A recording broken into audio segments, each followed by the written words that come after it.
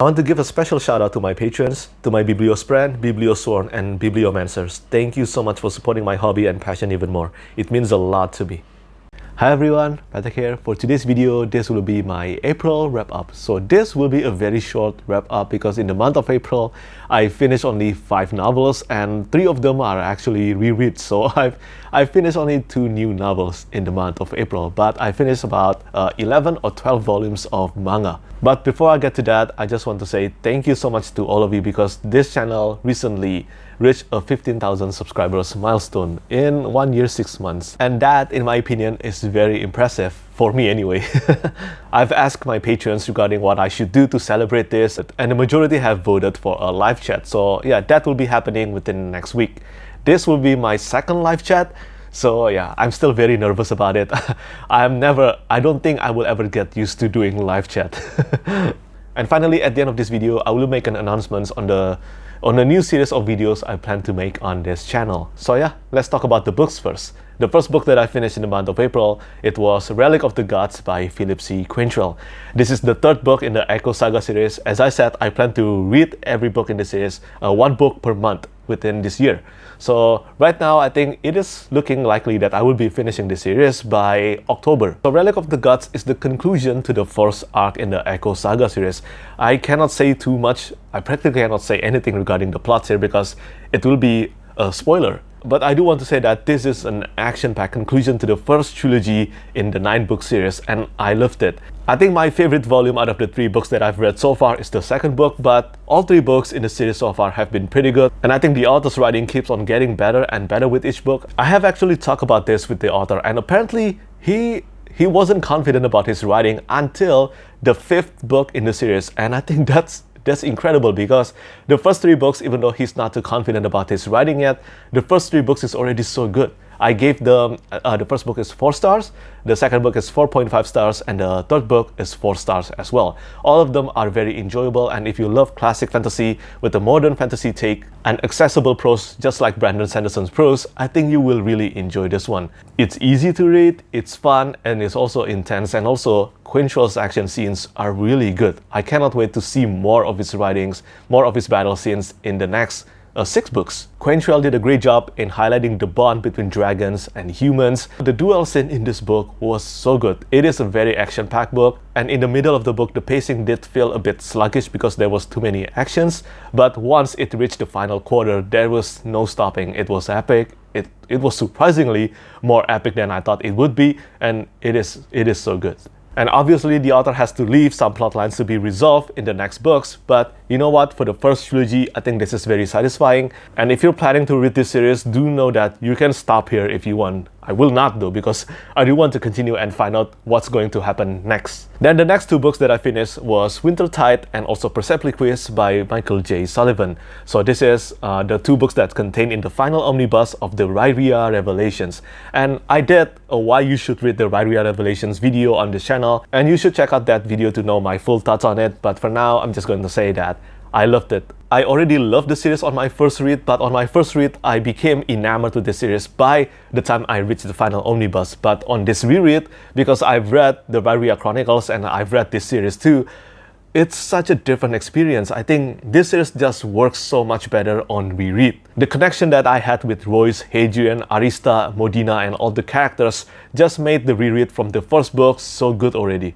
In terms of pacing, Wintertide was still the best, and Persepolis was the super satisfying culmination of everything that's been planned and seeded since the beginning of the series. After doing a second read of the Riichiro Revelations, I am more confident now that I'm going to love the Legends of the First Empire as well. And by the way, Michael J. Sullivan just announced that he will be working on Drumindor, which is the 5th and the newest book to come in the Riichiro Chronicles series. So yeah, I'm very happy about this piece of news, and once I'm done with my read of Legends of the First Empire, I'm going to read the Rise and Fall trilogy, and once I'm done with the Rise and Fall trilogy, I hope that Drumindor is out and I can just read it immediately. Then the 4th book that I finished in the month of April, it was Mistborn, The Final Empire. So this is the 3rd time I'm reading through Mistborn, The Final Empire, and I am very happy about my reread. Obviously, I am biased about this world, I am biased about this series, because as I said constantly, this is a series that sparked my love for reading fantasy novels, and on this 3rd reread, I must say that I enjoyed it as much as the first time I read through it.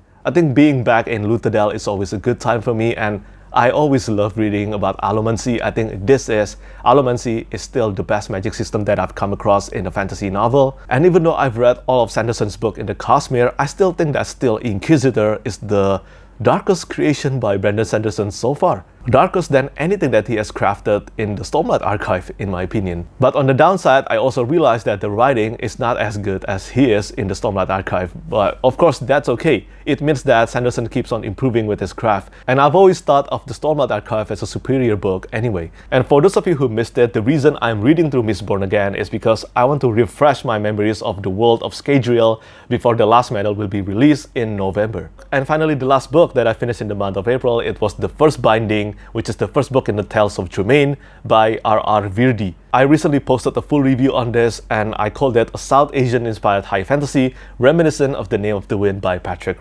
So I've talked about this book in details on that video, so yeah, if you haven't watched that, I highly recommend you to just watch that video to know my full thoughts on it. But the first binding is the second book within this year so far that received a full 5 out of 5 stars rating from me. The first one goes to Illborn by Daniel T. Jackson. So yeah, overall, I loved it so much. I think this is the first volume in a new magnificent series, a new magnificent and ambitious series to obsess over. I highlighted more than 40 passages in this book, and believe me, that is a lot of passages. I don't usually highlight that many passages within a single book. But Virdi's writing was so lyrical, and there was a lot of resonating passages. Plus, I am a huge fan of framing narrative that Rothfuss made popular with his Kingkiller Chronicle series. As for manga series, I finished 12 volumes of Dr. Stone and also 1 volume of Spy Cross Family by Tatsuya Endo. For Dr. Stone, this is the first time I'm reading through the manga, and this is really fun. The premise is about, in our world, in our time right now, suddenly everyone, literally everyone in the whole world turned into stone.